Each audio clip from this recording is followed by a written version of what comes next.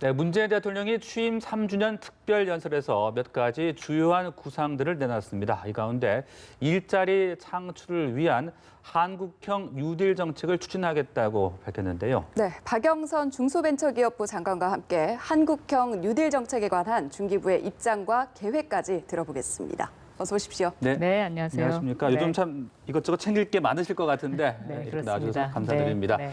자, 이 문재인 대통령이 취임한 지 벌써 3년이 지났고 장관님께서도 이제 일을 하신 지 1년이 훌쩍 지나간 것 그렇습니다. 같네요. 네. 그동안의 시간을 좀 돌아보면 어떨까요?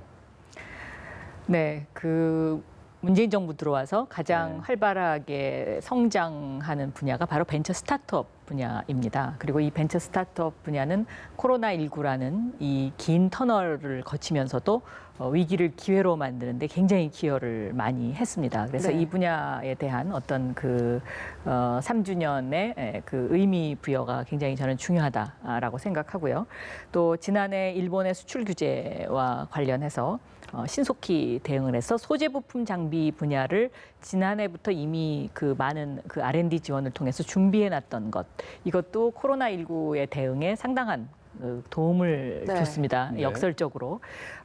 그리고 이 코로나19를 적극적으로 대응하고 또 투명하게 그 자료를 공개함으로써 사회의 신뢰를 높여서 그동안은 코리아 디스카운트가 있었지만 이제는 코리아 프리미엄이 있는 그러한 시대가 되지 않았나 이렇게 평가할 수 있겠습니다. 네, 종평을 해주셨는데 얼마 전 취임 3주년 특별 연설도 있었잖아요. 네. 모든 내용을 참 귀담아 들으셨을 텐데 어떤 내용이 가장 와닿으셨는지도 궁금하네요. 저는 문재인 대통령님께서 하신 말씀 중에 혁신 벤처와 스타트업이 주력이 되어 세계를 선도하는 디지털 강국으로 가겠다 이런 말씀을 하셨는데 네.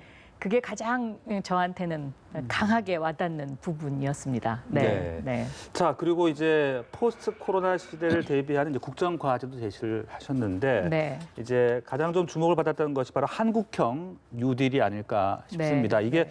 워낙 의미가 좀 방대할 것 같긴 한데 이게 좀 한마디로 요약을 하자면은 일자리를 최대한 창출하겠다 이렇게 이해를 하면 되는 겁니까? 어떻습니까? 그렇죠. 궁극적인 목적은 일자리 창출이죠. 그런데 이제 저희가 이 한국형 뉴딜을 준비하기까지 그동안에 이제 전체적인 대전환, 그러니까 기술혁명에 따른 어떤 변화를 이제 한번 짚어볼 필요가 있겠는데요. 네. 그동안에 이제 저희가 예를 들어서요.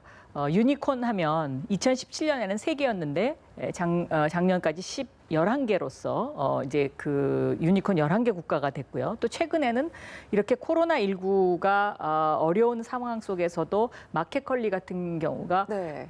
2천억 투자를 받아서 예. 지금 기업 가치가 거의 9,100억에 따르는 그러니까 유니콘에 바짝 다가가는 이런 성과가 있었고요. 또 이 예비 유니콘의 숫자를 보면 조금 전에 화면에 나왔습니다마는 예비 유니콘의 숫자도 2017년 115개에서 2019년 235개로 늘어났고 네네. 또 일자리도 지금 말씀하신 것처럼 5년간 벤처 투자 기업이 만든 일자리가 48,000명입니다. 그러니까 이러한 통계를 보더라도 한국형 뉴딜의 방점은 앞으로 디지털 쪽의 방점이 찍히고 이 한국형 뉴딜이 이제 기재부에서 3가지 방점을 정리를 했는데요. 네. 첫 번째가 디지털 인프라를 깔겠다는 거고요. 두 번째가 비대면 산업을 적극 육성하겠다는 것이고 세 번째가 SOC를 디지털화하겠다. 이렇게 3가지로 정리를 할 수가 있겠습니다. 네. 이것은 다시 말하면은 2000년도에 김대중 정부 시절에 전국적으로 초고속 인터넷망을 깔아서 IT 강국이 됐고요. 네. 또 노무현 정부 시절에는 ICT 강국으로서 전자정부를 표명하지 않았습니까? 그러니까 문재인 정부는 앞으로 남은 2년 동안 디지털 강국으로서 디지털 인프라를 구축을 함으로써 네. 앞으로 21세기를 선도하는 그러한 대한민국이 되겠다라는 이제 이러한 것으로 이제 해석을 할 수가 있습니다. 네. 지금 화면에 보여지는 화면을 보더라도요. 이 디지털 일자리 가운데 그럼 과연 어느 부분의 일자리가 계속해서 지속적으로 늘어나고 있느냐. 네. 요즘 비대면 산업이 뜨고 있지 않습니까? 근데 이 비대면 산업이 이미 2017년부터 문재인 정부 들어와서 벤처 스타트업에 그 모태펀드 8천억을 투자를 함으로써 이것이 이제 17년, 18년, 19년에 축적된 그런 결과가 있었던 거고요. 1, 4분기만 보더라도요. 이 비대면 산업의 일자리가 지금 저기에 보면 대면과 비대면을 합쳐서 벤처 투자를 받은 경우에 496명이 예. 고용이 늘었고요. 그다음에 그 상장 벤처 기업의 신규 고용을 보면 19년 1분기 대비 19년 1분기는 1,265명이었는데 19년 말 대비 2,359명으로 굉장히 네. 늘어났습니다. 그러니까 결국 지금 우리 사회가 과거의 산업 프레임에서 이제는 온라인 비대면 경제로 완전히 탈바꿈하고 네. 있다는 걸 보여주는 것이고 한국형 뉴딜은 그렇기 때문에 이 비대면 쪽으로 투자를 강화하는 거기에 네. 방점이 찍혀 있다. 이렇게 설명드릴 수가 있겠습니다. 네, 이런 흐름들을 고려해서 한국형 뉴딜에 더 가까이 가고 활성화하기 위해서 중소벤처기업부 차원에서는 어떤 방안이라든지 계획을 갖고 계신지도 좀 더 구체적으로 설명해 주시면 좋을 것 같네요. 저희는 디지털 인프라를 까는 데 있어서 가장 중요한 것이 AI의 대중화다라고 보고 있습니다. 그러니까 과거에 저희가 IT 강국에서 ICT 강국으로 변모하면서 컴퓨터를 다 보급하지 않았습니까? 네. 그래서 컴퓨터를 갖고 있는 회사와 그렇지 않은 회사, 컴퓨터를 갖고 있는 개인과 그렇지 않은 사람의 경쟁력 차이가 엄청나게 있었던 것처럼 이제는 AI를 적용한 회사와 그렇지 않은 회사, 또 AI를 적용하고 활용하는 사람과 그렇지 않은 사람의 엄청난 경쟁력 차이가 이제부터 벌어질 것이다라고 네. 보고 있기 때문에 AI의 대중화에 저희는 주력할 것이고요. 이 AI의 대중화가 결국은 디지털 강국으로 가는 가장 중요한 포인트이고 저희 중소벤처기업부에서 하는 그 AI의 대중화에 지금까지 했던 가장 중요한 것은 AI 스마트 공장을 만들어가는 것이었습니다. 네. 그런데 올해부터는 AI가 적용된 스마트 상점도 저희가 이제 가동을 시작합니다. 특히 이제 소상공인들이 코로나19의 이 어려운 터널을 지나가면서 너도 나도 이제 그 스마트 상점에 관심을 갖고요. 네.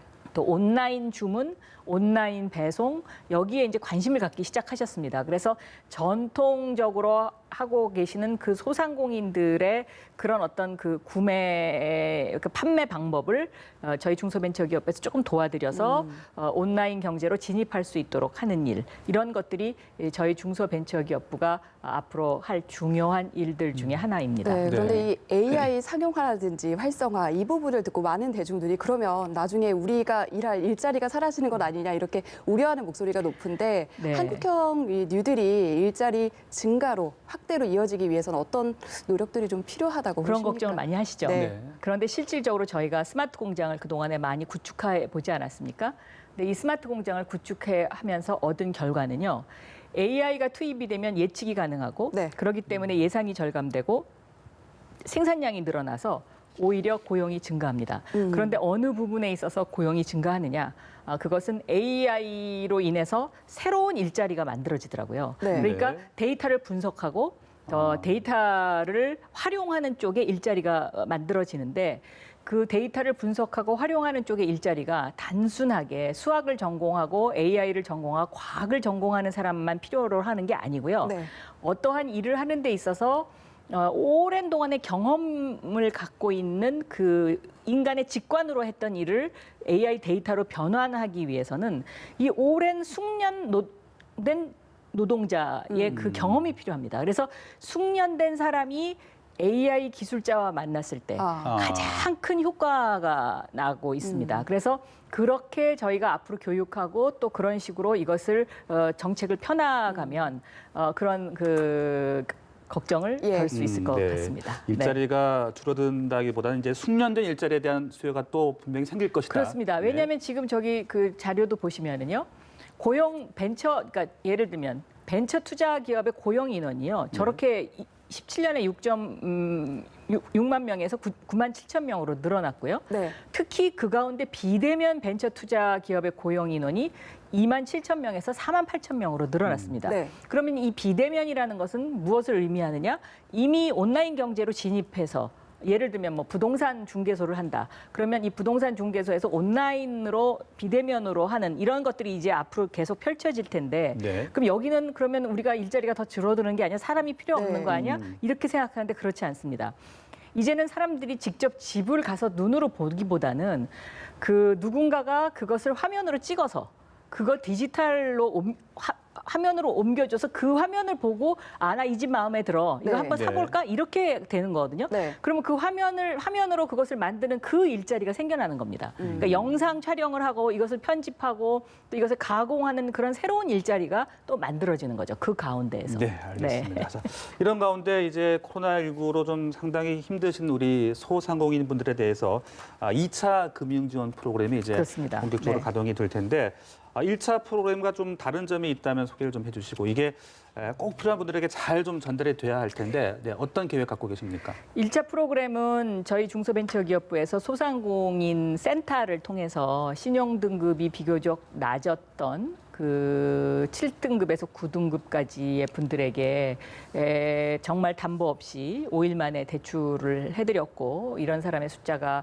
거의 한 30만 명에 육박해가지고 굉장히 도움을 많이 받았다라는 그런 반응이 있었습니다. 그런데 2차 프로그램은 5월 18일부터 접수를 받기 시작하고요.